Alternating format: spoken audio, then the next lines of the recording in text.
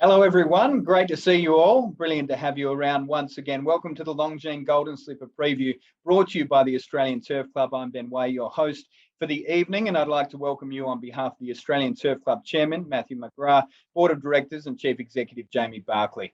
We'd also like to acknowledge Racing New South Wales and thank Australian Turf Club Foundation partners Tabcorp, Moet and Shandon, Longines, The Star and Furphy, as well as broadcast partners Sky Racing and Seven Racing for their ongoing support. We have so many guests, I'm going to get to them in 2 ticks tonight. But first, a little bit of admin to get through and maybe a few things for you to look forward to over the next few weeks or so. We'd like to thank our heroes of the turf. We're going to hear from a few of them, the jockeys and the trainers. They've been good enough to take precious time out of their day to have a chat to us, which is brilliant, and share their thoughts and insights ahead of what is going to be a brilliant edition of the 2022 Longines Golden Slipper. Can't wait to see the field. The 18 Group 1 races across the autumn. It makes the autumn just the best place to be. Sydney, right here. $37 million in prize money, trophies galore, the best people in the business and the best racing in the country. And I've got to say, with 5 Group 1 races on the program, Longines Golden Slipper Day is undoubtedly the favourite day for me. And I love seeing the babies as well. We get to see those 2-year-olds and what they can deliver. This year on course, we have the time-honoured Queen's Baton Relay taking place, which is quite a hoot. Some very special athletes are going to celebrate the upcoming Commonwealth Games, which of course will be held in Britain, a spectacle not to be missed. Rosehill Gardens and Royal Randwick are going to come alive with spectacular world-class racing, fashion, hospitality and entertainment, including global DJ sensation Joel Corey, who's performing after the last race on Longines Golden Slipper Day. That's this Saturday, of course. You don't want to miss it. Then Australian indie pop band Shepherd, globally acclaimed ABBA tribute band Bjorn Again, and time-travelling DJ Hot Dub Time Machine. For anyone who was out at Randwick not too long ago, you would know that they absolutely ripped the roof off the place, and it doesn't have a roof out there in the mounting yard. So beyond all of that, we have from April 2 to April 16, all the entertainment that you could ask for. So make sure to join us on track. And of course, all is free and exclusive for race goers out there. It's just thrown in with the price of your admission when you head to the races. For those who would like to have some fun and show off their more fashionable side, and Gary Portelli, I'm looking at you for this, be sure to enter the Longines Prize for Elegance and Autumn Fashion Stakes competitions worth over $20,000 in cash and prizes and hospitality. So plenty to be won. Make sure to enter. We quite often have a few of the same faces. I'd love to see some different ones this year. An exciting new event on the card for racegoers this autumn is the Taste of the Southern Highlands, a spectacular food and wine experience on Stakes Day, March 26 at Rosehill Gardens. So we encourage you to sample some of the best food and wine that the New South Wales region has to offer. And as we know, it's some of the best in the world. We also look forward to seeing the mighty new Winx stand in all her glory operate with many exciting activations across the Star Championships and Schweppes All-Age Stakes Day, including DJs presented by Canadian Club, the Furphy Terrace Bar and Grain Shaker Precinct with interactive games, giveaways and photo moments. Plus we have the Schweppes Cocktail Cart and much, much more. For more information, make sure that you head to australianturfclub.com.au or follow at Australian Turf Club on your social channels. Why not do both? Tonight, ladies and gentlemen, we are here to focus. It's the 66th running of the world's richest 2-year-old contest. How much prize money, you ask? A lazy $5 million going on the line with the Longines Golden Slipper over 1,200 metres. It will be one hell of a race. So sit back, enjoy, relax, have a listen to some of the biggest names in the sport. When I say biggest names, have a look at some of these. So we've got Kerrin McEvoy, James McDonald, Tommy Berry, Anthony Cummings, Gary Portelli, and Adrian Bott. These guys are some of the biggest names in the sport, but they also have prominent chances come the $5 million race there on Saturday. 1,200 metres, who is going to take it out? That is the question. Tommy Berry has had the privilege of riding a few slipper winners in the past, including last year, and he's been good enough to join us. Tommy, it's great to have you as part of this once again. You're very generous with your time, as I said at the top, and we appreciate it. It's hard to believe it's been a year since you tasted slipper glory once again with Stay Inside. Yeah, no, definitely Ben, and obviously he's just retired himself, Stay Inside. So it's amazing what happens in a year in racing, but really focused on this year, and I know what it takes to win a slipper and feel like I've got the right filly to do so. Well, let's talk Russian Conquest. Perhaps before we get your thoughts, we might have a look at what I think was probably the pinnacle run. So we'll head back to the Magic Millions and we'll watch this run behind Coolangatta, because most, up until this point, those at TAB anyway, think this is the form reference. Let's have a look. We'll chat about it after. Conquest moved up to take the lead. Hard to say, battling away. Shalal making some ground. Mills can't go on. And further back to Snitcat. But it's Russian Conquest drawing right away from them now. Shalal is going to second. Snitcat on the outside going to third. But Russian Conquest is going to win this very comfortably. Snitcat got up to run second in front of Shalal. They made a liar out of me. That's fine. We can start with a win. It's a positive note anyway. That's okay. This certainly does look a main player, and I guess the question is, do you bring your best come Saturday? And hopefully we see that. Yeah, no, definitely. And, you know, I guess you take a lot of confidence out of her being trained by the Snowdens. They're freaks at getting horses to peak on a grand final, especially the Golden Slipper. We saw Sepoy and Capitalist both get beat in their lead-up runs as well, and she was the same. Going into a last start run, if you saw her in the mounting yard, she was very fresh, very above herself, and she was a bit big in condition, and she definitely felt that on a heavy 10 and was found wanting late. But her work on Tuesday morning on the course proper at Randwick put a big smile on my face and just showed that she's cherry ripe for the weekend. And the barrier draw was a little bit of a stab in the heart, but anyway, we've done it from out there before, and she's that sort of filly that's very adaptable, so she can put herself on speed, or as you saw the other day, she was able to be ridden quiet and relaxed quite nicely for me. So, you know, hopefully come Saturday, the speed in the race eventuates like it usually does in a slipper, and it can, you know, create a few spots there for me to slot in, and if we get a nice run, then I'm sure she'll be there at the end. Have you had an eye on the sky? And if we're dealing with a heavy 9 or 10, how do you see your chances? Yeah, well, it's been raining everywhere, but they keep telling me that it's not raining so much at Rose Hill, so I'm not sure if they're lying to me or it's not getting there too much. But yeah, look, hopefully, if the rain doesn't come, I don't think she wants anything worse than a 7 or an 8. But if she gets a 7 or an 8, you know, I feel like that's doable for her. She can still quicken off that, and if she gets closer to a 9 or a 10, it just takes her brilliance away from her a little bit more, and probably just plays into the favour of a few others. But you know, we've got to deal with barriers and deal with track conditions, and just really happy to be there on the day. And as I said, I'm a part of the right crew, the Snowdens. I know that they'll have her there, spot on for me on the day. Who do you reckon beyond yours? Obviously, who do you think the horse to beat is? Do the team at TAB have it right? Currently $4.50 favourite, Coolangatta. Yeah, well, look, it's very hard to do what she's going to try and achieve, but when she's trained by Kerrin McEvoy and ridden by James McDonald, you can't fault too much there. She's been the star 2-year-old of the season so far. Obviously, having a couple little setbacks and not being able to get to the races in between isn't ideal. But as I said, with them two people in her corner, she couldn't have a better start for the slipper. But Sir Jardin's the one that's just, he's had an uninterrupted preparation.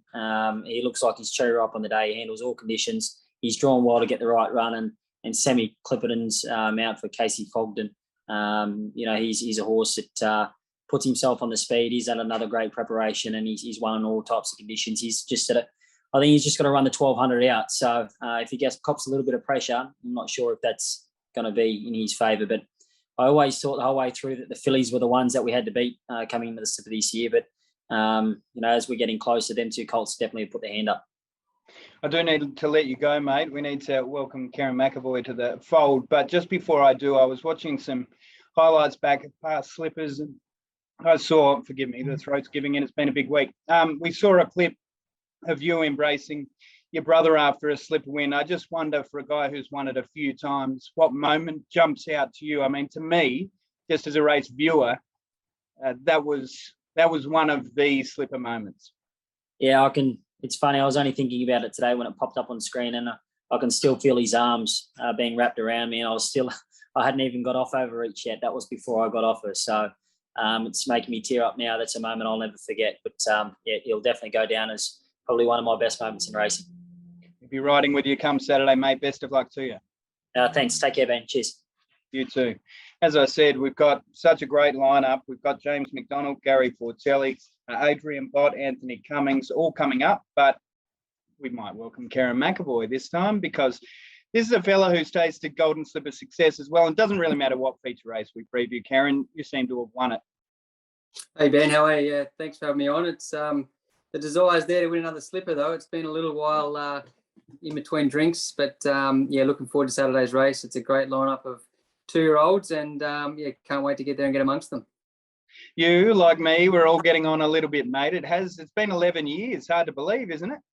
Yeah, it is. Yeah, it was a while ago, and Magic Day, they're winning on Sepoy, and as I said, watching the replays the other night, they were showing a few replays on the TV, and yeah, it's been a great race over the years, and pretty proud to have the name on the board, and yeah, we'll be trying hard to get another one there Saturday. We might cast the mind back, not quite that far, not back to 2011, but just back to the Blue Diamond to have a look at this run of Revolutionary Miss and just see what we have to deal with come Saturday.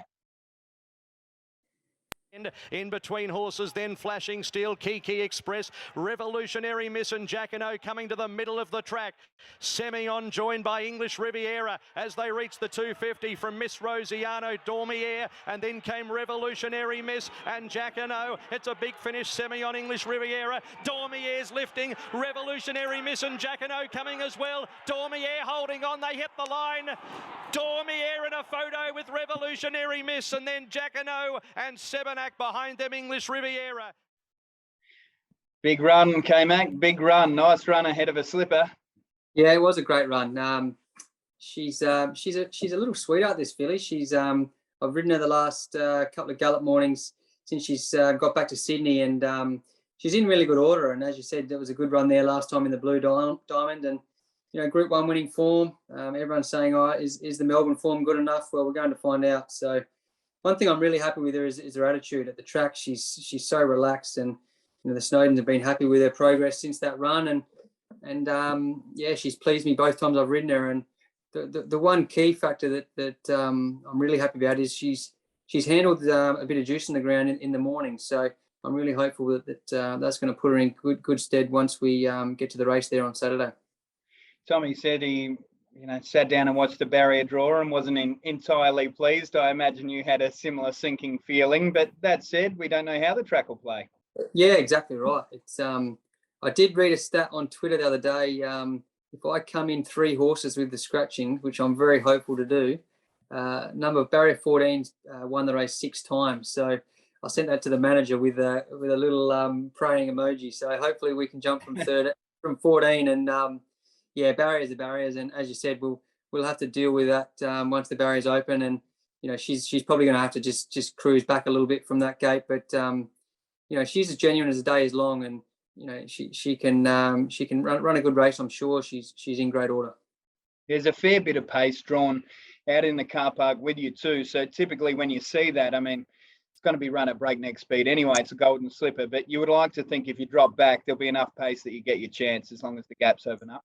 Yeah, that's right. You know, there's a lot of water to go under the bridge between now and then, and obviously, you know, how the track's playing and this and that is, we'll work it out close to the time as to how we exactly ride her or how I exactly position up. But I just like her attitude. She's very cruisy and push button like, and nothing seems to phase her. So you know, it's a good attribute to have going into these big races, and you know, you can make a case for a lot of them. I still do think that Coolangatta and Russian Conquest are the two best performed horses in the race. I was lucky enough to ride Russian Conquest in the Magic Millions, and she gave me a great feel there. And you know, sure, Coolangatta's had an unconventional prep, but you know, you can see her flicking her feet in that trial the other morning. That straight away when I seen that at the furlong pole when James gave her a squeeze, I thought, yeah, she's feeling well. So you know, if they get there and the ground's improving, I'm sure that both those fillies are the 2 hardest to beat. It seems as though everyone has the same thought process with that horse. First up, probably dealing with a heavy track, not the ideal preparation off the back of a Magic Millions campaign. There are so many crosses, and then you think Eustace, James McDonald, and a very, very good filly. It's a pretty tough combination to ignore, isn't it? It is, yeah, for sure. You know, she's just an athlete. You know, she looks as though she's the type of filly that could do it. You know, it's been well documented. She doesn't carry a lot of conditions. So, you know, more often than not, that means they don't take a lot of match practice, so to speak, to keep fit. So I'm sure Kerrin and Dave have had ample time to manufacture her preparation differently and to what they normally would. And you know, I still find her as the main danger out there on Saturday. Okay, I'm just having a look, and James isn't quite ready yet, so I might push you on a couple more. Just on the slipper itself, I mean, when you won the race with Sepoy, I imagine it was a race that you always wanted to win prior to that. But what does it mean to you when you sit back and think slipper? What are the first thoughts that spring to mind, apart from lots of money when it comes to the breeding barn?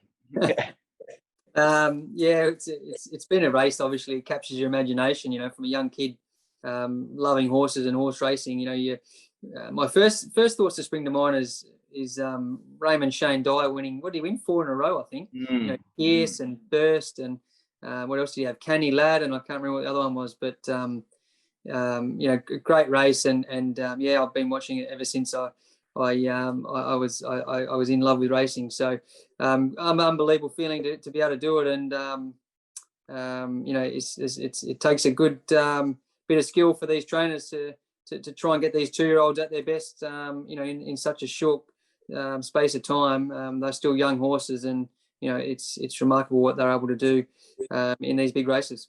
Yeah, it's tough to time that run. You need to get it spot on. We appreciate you coming on, mate. Best of luck come Saturday. I'm going to say that to every one of our guests, so I'm a little bit fickle like that, but I really appreciate your generosity, buddy.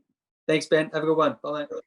Thank you. The guests just keep on coming. We'll welcome James McDonald. Good luck to you on Saturday, James. I mean that with all sincerity, buddy. How are you? Yeah, good, Ben. How are you? Very well, thank you. No pressure. Just riding the favourite in a slipper. No biggie. Yeah, looking forward to it, actually. She's on song, so she's obviously coming in here with a different preparation, but I couldn't be happy with her. She's absolutely airborne.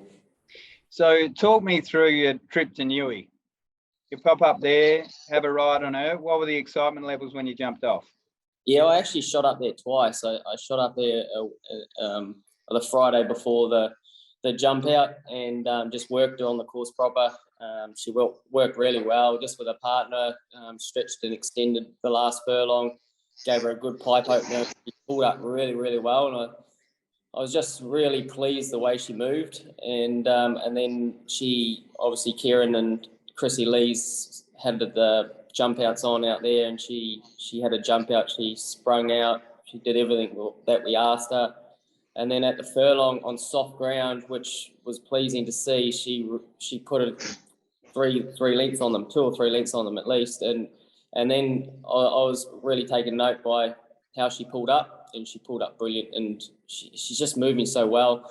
I think she's going better than when she was going into the Magic Millions.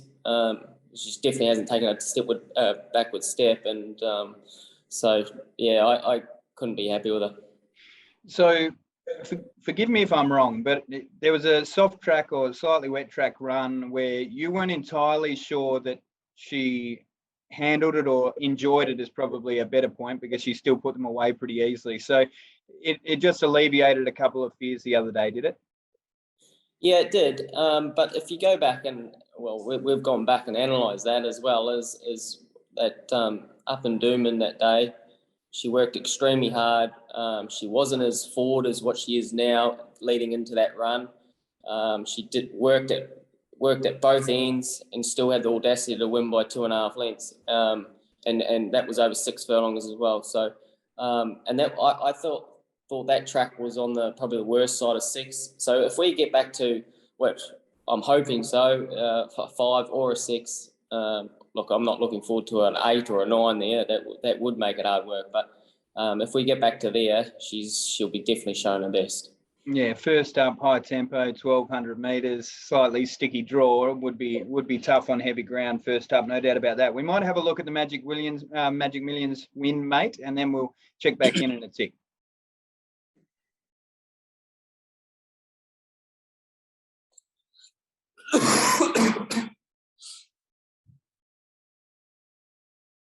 there with Miss Hellfire. Soaring Ambition further back. And then we've got Russian Conquest. Also Cusack and Thelwell is back near the inside. But here comes Coolangatta. Coolangatta's dashed up and taken the lead. Trying hard as Russian Conquest is making ground. Coolangatta the leader. Russian Conquest on the outside. Coolangatta, Russian Conquest. Coolangatta, Russian Conquest the outside. Coolangatta has held on to win for Russian Conquest. The part that I really like about that race is I think everything panned out for Russian Conquest to win, and yet Russian Conquest didn't win because she essentially just decided, no, I want this race and I'm the best horse. Do you feel as though from a race shape, I know it's completely different track conditions, different prep, but I feel as though she might have to make a similar run and maybe be left a slightly sitting shot again. What do you think? Yeah, you might be right, but I think you hit the nail on the head there. She's a winner, and if you roll that race on another 100 metres, she was always going to be in front. She's just that type of filly. She really, I felt she was beaten at the 100, and she's ended up winning like by a neck, you know. So she's a fighter. She knows where that line is. She's got a unbelievable wall to win and a sustained gallop with a turn of speed. Everything that you want in a 2-year-old, she's got in spades. And obviously coming off a bit of a different preparation, but if there is a horse that can do it, she's probably it, because she's lightly framed. She gets herself fit. Look, she's not the most quietest 2-year-old in the yard, but when she goes out on the track, then she relaxes. So it's only for that 10 minutes she gets on her toes, which she's done from day dot anyway. So that's not a concern. But yeah, I just think she's just the ideal 2-year-old to sort of absorb pressure and then sustain a gallop and with a turn of speed when we need it. So she could find 2 or 3 lengths off the mark pretty easily. So she's a beautiful filly, and I think she's definitely capable of taking this out. It sounds like you're pretty taken with her, and I'll let you go in a tick, but I'm of the understanding that Kerrin Ma's in love as well, and as well he might be. She's already won a Magic Millions and is a quality filly. We know that, but is it a different vibe with this horse? So I just get the impression people who don't get excited about horses, like you and Kieran, you've handled good ones, you've ridden good ones. I just get a feeling that you're a little bit more buoyant with this one. Yeah, I don't look. I probably wouldn't have been if I hadn't sat on it. I think, and hadn't seen her. She looks good, and she looks fit, and she feels fit, and she feels strong. So I'm picking up what you're putting down, James. I just can't be happy with her. And if there was a horse like that didn't need a run, she was going to be it. She's had a really good pipe opener there against quality horses. She just feels like the horse that could do it. She's from the moment she ran in the gym crack or her first trial at the official trials, she has not put a foot wrong. And obviously she's in the right camp with Ma and Eustace. She's travelled around. She's been from Melbourne to Sydney, the Gold Coast, back to Newcastle Beach. She's been back to Warwick Farm. She's an old campaigner. She just ticks all the boxes for mine. And look, we're going to need a little bit of luck from the barrier, but she's definitely one that can overcome it. She's got tactical speed. She can be ridden anywhere. She goes on anything. She's pretty good. You've already heard me say good luck to everybody else. So I'll just say I look forward to seeing you on Saturday, and I'm feeling good about it. Thanks, Ben. Cheers, mate. I'm feeling good about Sir Jardin as well, Gary Portelli. Don't be off me.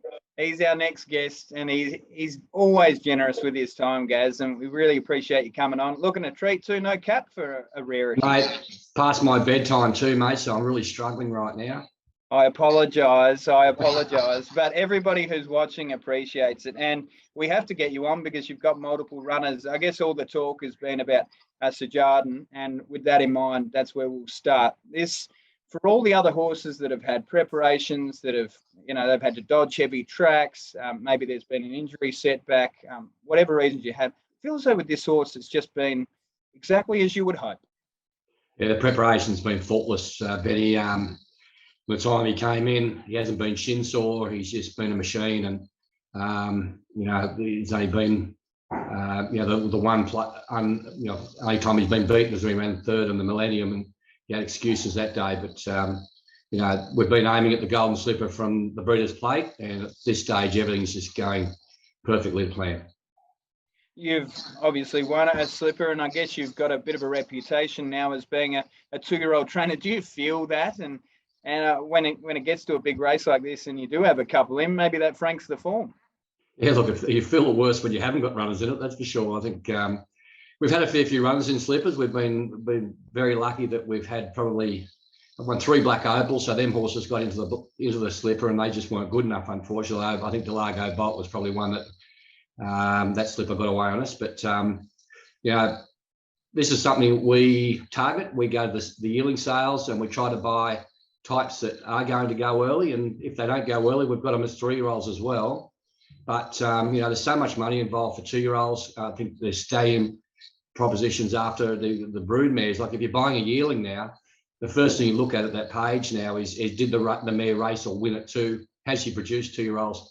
And if you're buying horses and people want to buy into them, the first thing they ask is, you know, how quick am I going to get a return on my investment? And when you've got $1 million races before Christmas now, the Golden Slipper $5 million, you know, there's just so much money on offer. And so I've made a niche sort of move to make sure that I can train these types of horses. And, you know, there's plenty of trainers who've got their niche, like Chris Waller loves these stayers and older horses. And I thought that there was a position there for me, and we've concentrated on it. And I've watched blokes, some of the best trainers like Clary Connors, for instance, when I first moved to Warwick Farm, John Hawkes, just watched the way they moulded horses, and they brought young horses to the races. And I've taken bits and pieces of these guys, and we've been a bit lucky. Oh, I don't know if luck's the right term, but I guess you do need some things to go right to get multiple runners in. Let's have a look at the Group 2, Todman, and then we'll touch on Sir Jardin very quickly before we roll into Fireburn. But this was a pretty handy victory this day. What appears to be a bomb-proof horse steaming home from the back.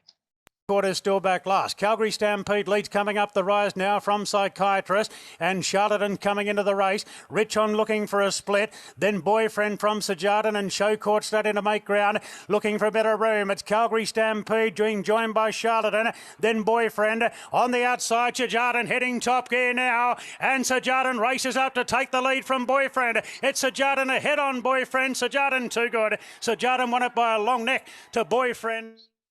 So there are a couple of horses in that race. Obviously, Charlatan, you bumped into that horse a few times with Sir Jardin, and on every occasion had his measure. I must say, myself and a few others, we were wondering whether that form line was the form line. When did you start to think that this was a real slipper contender? Look, I think from day one in the Breeders' Plate, you saw what he did as a young horse. His first start of the race, he got back, had to take splits, got off heels and just exploded through the gap. I think that was his first time he's actually had a chance to take the shortcut home.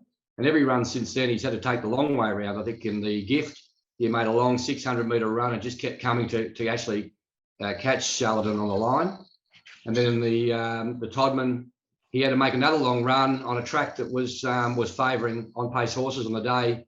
He come from the back again and just made that long run. And what he has got is a will to win. And hopefully we've got him sharp enough for the slipper on the weekend. I'm sure when people ask you at the end of your career, in fact, even now, when you are asked about your favourite horses, I reckon Rebel Dane would be up there. And it must fill you with just so much satisfaction and joy to have Fireburn going around. I'm like a proud parent, mate. You know, Rebel Dane was one of our, well, he was probably my favourite horse. Outside of She Will Reign, probably the greatest result for me winning a Golden Slipper. He raced in, I think, 20 Group 1s. We raced in 4 Moyas, 4 Manicados. He took us to Hong Kong. We raced in the international sprint, and he just put in, he put his heart on the line every time he raced. And he's beaten horses like Chautauqua, he's beaten Lankan Rupee. You know, he on his day, especially at the Valley, it was his track, he could really put it together. And to have this filly come through, and no one would have thought he'd throw a 2-year-old, let alone a Golden Slipper horse. And she's absolutely flying. She is. We can see that. Let's have a close look at the Sweet Embrace, and we'll discuss her further in 2 ticks. But yeah, has fire to burn, no doubt about that.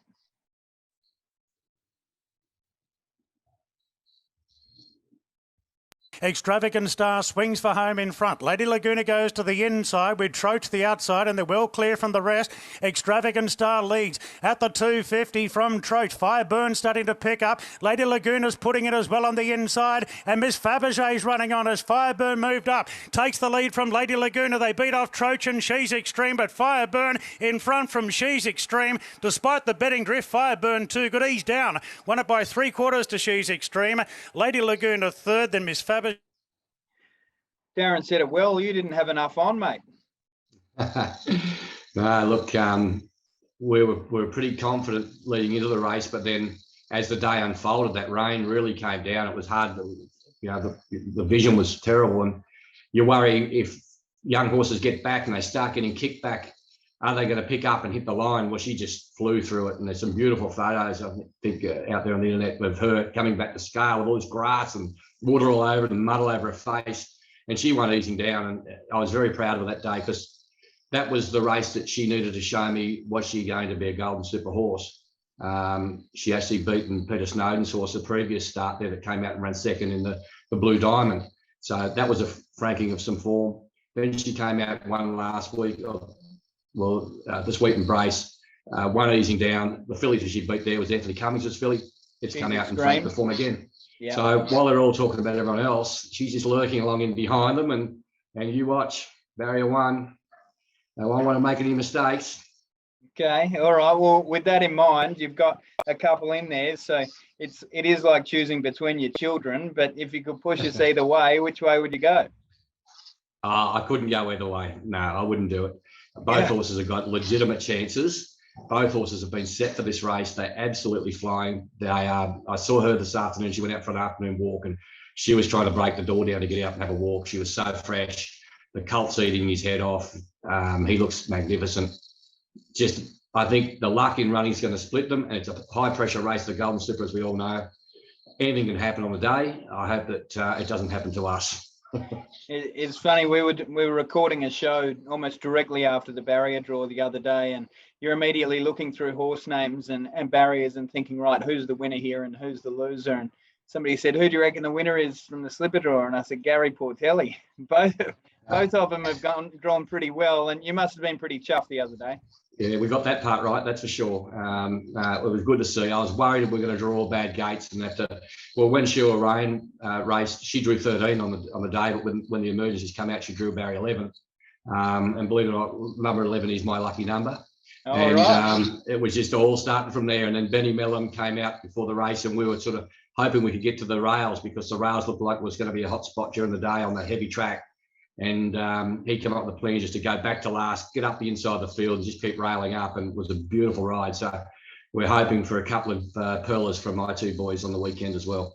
Yeah, the market kind of forgot about her off the start prior as well. Went around near double figures that day. It was hard to believe in hindsight as she swam along the inside. I reckon she was breaststroking at one point. Best of luck on Saturday, mate. You've already tasted slipper success, but I'm sure you got plenty more in store, and you got two runners there. I hope they run well.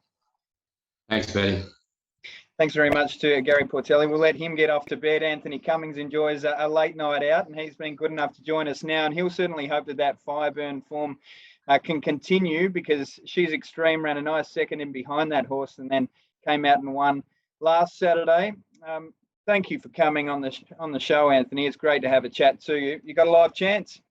Yeah, I think so. She's a filly that's continued to improve each run, as 2-year-olds often do. She showed herself properly, I think, for the first time last week, and she should improve again. So the start prior, she just got a little bit out of her ground, ran on really well. Was that kind of the one that got away? You then had to run last Saturday as well? Yeah, that's pretty much it. I mean, she got back off a wide gate, and in the conditions sort of got back to last virtually, and with the winner, to be fair. But when he sort of cut the corner, come up inside, we got stuck in a bit of a traffic jam trying to manoeuvre around a horse coming back on her. And then once she got into the clear, she didn't know quite what to do. 2 or 3 strides to work out the chase and get going. And at that time, the eventual winner put 2 or 3 lengths on it. So to run it down to the half-length margin on the line was a very good effort. And she took a lot out of that, and that sort of showed in what she did there last week. Yeah, she'd certainly improved into the Magic Night, and that's the run that we'll have a look at here. I thought she was just brilliant, and obviously came from off speed again to put them away. One thing that I can't explain is how she was backed into $2.20, and when I looked at the tote after the race, it was $3.50. I feel as though I left a little bit in the bank, but that's okay. We'll have a look at that performance, and then we'll have a chat afterwards. Well off the fence, they straighten up now. Winner takes it all. Makes the move now and got to a narrow lead from Celestial Spirit. Swiss Sweet is closing in. She's Extreme winding up on the outside, and then came Miss Fabergé. They're right across the track, and She's Extreme letting down hard now. And the favourite moved up to take the lead away from Magic Carpenter, then Swift Sweet, and She's Extreme pushed out by Berry Goes Home Best. Won it by a length and a half. Second Magic Carpenter, get back to Swift Sweet. The Miss. Yeah, beautiful run, and really you couldn't have asked for more than that, could you? No, it was very good. Good ride by Tommy. Got in a good field position from the gate. And once again, that had been a bit of an issue because she'd drawn wide again. But the way the race played in that earlier race, there was a group of horses sort of sat 3-4 off, created a gap where she could sit just in behind the speed. And, she got the benefit of that in the run to the line. You must have been pretty pleased with the draw. Pretty much reckon there might have been 2 or 3 numbers you would have selected. That might have been one of them. Absolutely. I mean, I was looking for 4, 5, and 6. I got 6, and I'll take 4. Yeah, done. Hey, in terms of a slipper, I mean, what would it mean to take this race out? We know that there have been some champions of the turf, but more importantly for many, some champions of the breeding barn that have taken out this race. And by extreme choice, what a valuable horse this would be. Yeah, absolutely. I think she's pretty valuable filling it right now, but certainly, you can probably add a nought to that if she gets the money on Saturday. But she's got a really bright future in front of her. She's developing into a lovely filly. She's got a bit of reach about her. And I think she'll be at her best as a 3-year-old. And it's the slipper the last few years hasn't developed that sort of horse, and I'm really hoping that she turns into the one that sort of takes it on, does the job on Saturday, and then goes on from there into a very strong 3-year-old year. Do you believe in the slipper curse? I've been living it. Well, Gary has just told me that his lucky number's 11. I didn't think that any horse trainer would worry about lucky numbers and the like. But I tell you what, I mean, I don't believe in it at all, but it just keeps on happening. Yeah, well, my lucky number for the slipper is anywhere between 1 and 16. You're in the field. So yeah, it's true. It's an achievement. It's an achievement in itself, mate, and one you should be proud of. She's Extreme does look a good chance. So should we be putting our hard-earned on? Absolutely. Okay. I like your confidence. Thank you, buddy. Best of luck to you on Saturday. And I should just say as well, is Anthony he's still there? Don't button off yet, mate. I just want to ask you quickly, and this is off the cuff. How good was it to see your son win the Group 1 on Saturday with Duace? That horse is one hell of a horse, and Ed's a good man. I'm happy to see him succeed. Yeah, no, it's bloody fantastic. I mean, he started from scratch and done a really good job. He's got a good group of horses around him, some good owners, and he's doing a great job for them. And evidence of that, in the first place was an Australian Cup win very early in the career. So a great springboard for him into what comes. You must be very proud. He's doing a great job. So are you. Best of luck on Saturday, buddy. Thank you. Adrian Botch is going to join us now, and I feel as though these guys have just had winner after winner after winner, and Rise of the Masses was a pretty handy performer last time as well. Good to have you on, mate. Yeah, good evening, Ben. Thank you. So you're no stranger when it comes to golden slippers. What does the race mean to you? Yeah, look, obviously sort of having won it, that changed a lot of things, sort of just the perspective on the race. Obviously gained a great record and the stable sort of got a great tradition in the race. So you certainly feel that, element of pressure to be able to sort of continue that each year. But, just in terms sort of personally, I felt, the way that you sort of perceived in your training and sort of recognised was certainly a big milestone, and sort of be able to get that, sort of quite early on. I certainly think it, helped change things, pretty dramatically and pretty quickly for us. Yeah, you certainly don't need Gay to be racking up 2, 3, 4 golden slippers, and then you become a partnership and suddenly there's a bit of a slipper drought. But everybody knows what you're capable of, and that was certainly shown in 2020 with fun. And I was just talking to Anthony, you may have heard about the slipper curse. I mean, we can add fun into the collection in a weird way, but do you believe in it at all? Oh, no, look, I think obviously there's still sort of for that. There's also sort of plenty of examples that have, trained on as well. But obviously it's sort of, naturally a lot of the horse sort of population sort of catch up to some of those sort of naturally, more, mature horses their early days. So it does, it does even out, make it more difficult for them going forward. But, it's certainly what makes it so unique, the race at these early stages, and sort of having those, trying to select those early precocious horses and identifying that early talent and being able to sort of extract the best out of those good horses sort of early in their careers. Well, Gary spoke about that, and I mean, you guys have been doing that for a long time. From a business model side of things, Gay and you really do target these 2-year-olds and trying to get these black type and headline 2-year-old races under the belt, don't you?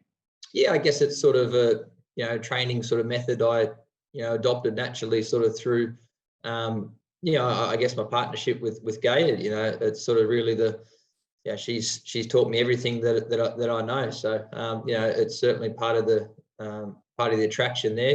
You stick to sort of what you know best, and hopefully sort of do well. But just in regards to the curse, like I want to see nothing more than sort of horses train on and get the most out of their careers. So it's certainly not about just trying to sort of work through the horses just to win the slipper and move on. Sort of really enjoy developing horses and taking them through their careers, and trying to maximize whatever level, whatever stage of their career that maximum sort of potential may be for them.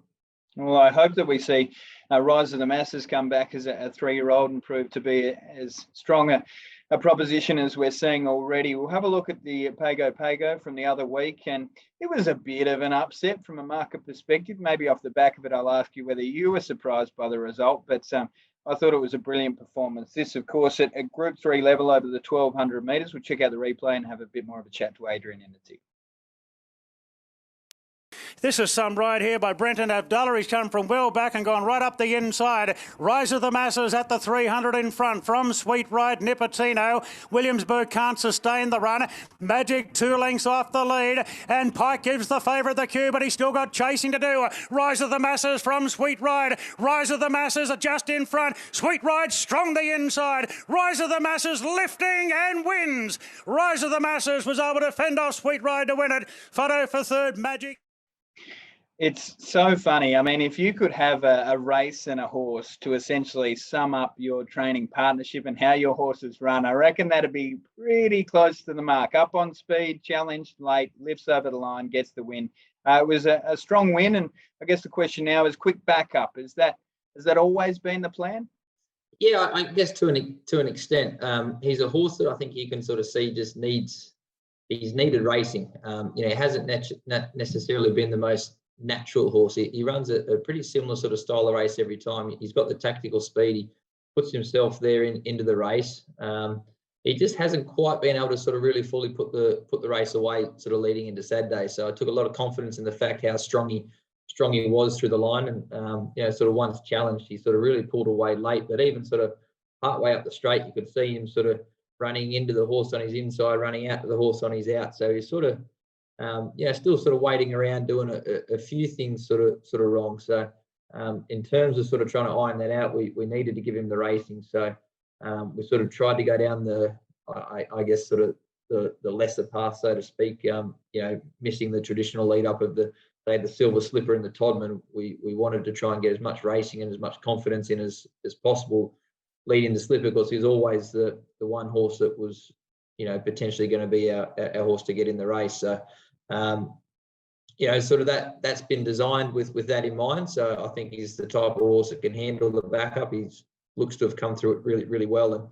And it's been done before. So certainly take a bit of confidence through that. And there hasn't necessarily been one sort of dominant 2-year-old yet. There's sort of you can make links through all the different sort of form lines and races that have been run so far. And as I said, he runs a pretty similar style of race in whatever grade he's been put in. So if he can, run the same style of race, it's never going to be pretty from him just yet. But he'll be there grinding to the end. There are so many theories ahead of a slipper, and even over the past 10 years, I think the theory's changed about 5 times. For a while there, you couldn't go to the Magic Millions and win a slipper. Well, a few of them have done that. I don't know that we've had a gym crack winner go on to win the slipper, but beyond that, there's nearly every creative path you can imagine. And the hardest task, as mentioned by Anthony Cummings earlier, is making it into the field. And with that in mind, I mean, you guys have done it to perfection. So the preparation's gone to plan because you're there. Just on the draw, you're not drawn well, but given there's a lot of speed out wide, is the hope that you just go like a shot out of a gun and try and cut across? Yeah, look, I'm hoping that he can begin well, and I think that's sort of got to be the tactics we adopt. You know, he's got the ability to put himself right there. We know he's got the ability to sustain some strong sectionals and absorb that pressure early. So there's not too many options from out there. So certainly look to be very positive, push forward. We've been in that position before. Vancouver won it from barrier 16. Albeit he was he's the favourite going into the race, but certainly he's still sort of pretty dominant on the day. Farnham recently, he wasn't out of 16, but he was still sort of wide enough in I think sort of 12 or 13 or so. He had a pretty similar sort of pattern. He went forward and was able to lead them up. So it takes obviously to be able to have that confidence in the horse in a high pressure race like the slipper to push forward from that draw, from any draw for that matter, to back yourself and back the horse so you can withstand that sort of pressure. It takes a fair bit of confidence in the horse to be able to do that, but we've certainly got that in him. It's funny, I haven't watched a replay of it. I feel as I've watched every slipper of the past 40 years working at Sky Racing over the course of the past week or so. That's how we operate. But I haven't seen the fun and replay. But just when you were talking about it then, geez, he absorbed some pressure. And to be able to win, I reckon it was one of the better slipper wins that I've seen. This has all been about the slipper. But as you know, I like to have a bet occasionally, and so does everybody who's watching. So with that in mind, I don't care where it is, from Rose Hill to Dolby to Ascot, wherever they're racing, where is a winner for us? Look, going into Saturday, I'm going to stick with Converge. I think he's going there in great form. Sort of toss of the coin which race to go to. We've decided to go to the Guineas. So he got another strong opponent in Animo, who's a short price favourite, but hopefully we provide a bit of value there. And coming off a strong win in the Randwick Guineas, stretching him out to the 2000 for the first time. I think he's capable of seeing that, but obviously I've got so much time for the horse, and I think he's in great shape, and maybe looking forward to next weekend. I thought Never Been Kissed out of her run in the Far Lap was an excellent run, and she's right on track for a run in the Vinery Stakes, where she should be looking to peak and improve greatly off her last couple of runs. Yeah, that was a beautiful run last time out. We had that on Punters Intelligence on Tuesday, I think. Brad Gray highlighted that run. All right, mate, enough cross promotion from me. You get to bed, and I can't wait to see how you go on Saturday. Best of luck to you. You guys are pretty greedy. You try to win everything, and I hope you get another feature on Saturday. No, excellent. No, I really appreciate it, Ben. Thank you.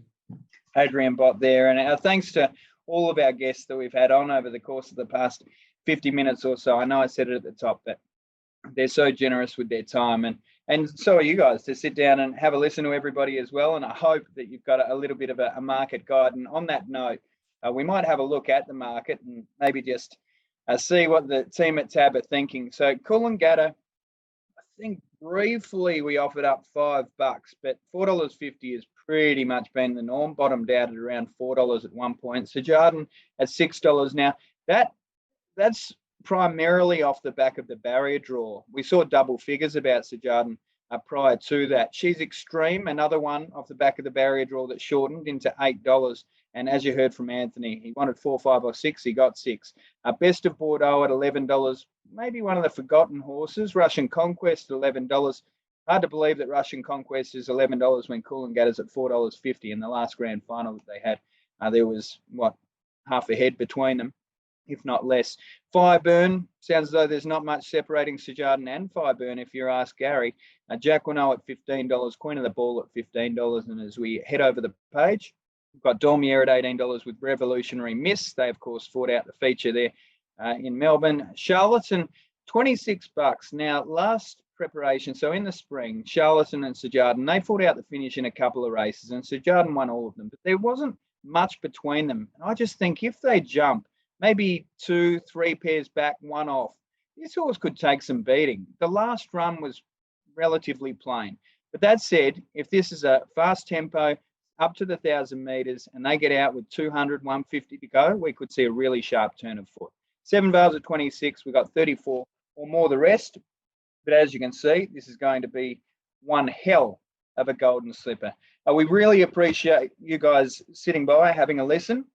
I hope that you've learned a little and hopefully found a winner along the way. We can't wait to see you out on track at Rosehill for the Longines Golden Slipper, another edition coming your way. On behalf of the Turf Club, just want to say thank you very much. We'll see you on Saturday. We've got so many Group 1 races coming up over the next few weeks, and you need to be on hand to see it. If you don't, hopefully you catch it on the screens of Sky Racing and at 7 Racing as well. Take care, stay safe, gamble responsibly, and enjoy Golden Slipper Day.